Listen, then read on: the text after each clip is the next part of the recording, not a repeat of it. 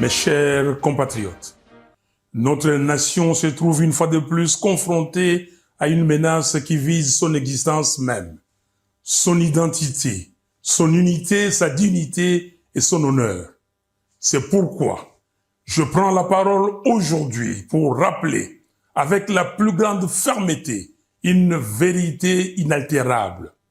Aucun accord de prétendue intégration économique régionale ne peut être envisagé tant que la souveraineté et l'intégrité territoriale de la RDC sont bafouées. Comment peut-on parler de coopération lorsque les forces rwandaises et ougandaises occupent nos terres, exploitent nos ressources et provoquent les déplacements, la mort et la souffrance de nos concitoyens?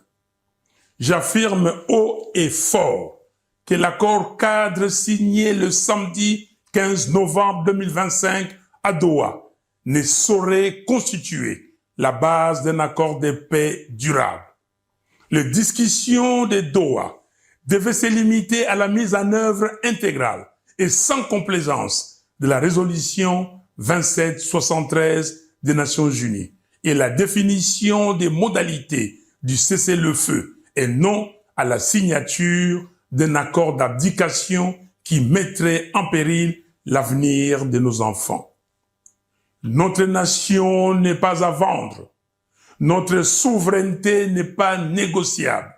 Et l'intégration régionale ne peut se faire qu'entre États égaux, libres et respectueux des frontières. Aucune pression ne doit primer sur la sécurité du Congo. Aucune manœuvre ne doit détourner notre marche vers la cohésion nationale. Ainsi, j'en appelle à M. Félix Tshisekedi et à tous les Congolais à œuvrer pour la cohésion nationale. Une cohésion véritable qui ne peut naître que d'un dialogue national inclusif. Monsieur Tshisekedi, au nom de notre peuple, meurtri mais toujours debout, je vous invite à convoquer sans délai le dialogue national. Sinon, l'histoire vous tiendra responsable de la balkanisation du Congo avec messieurs Kagame et Kabila.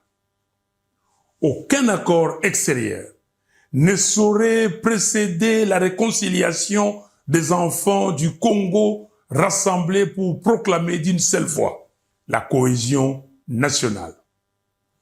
Peuple congolais, c'est maintenant que se joue notre avenir.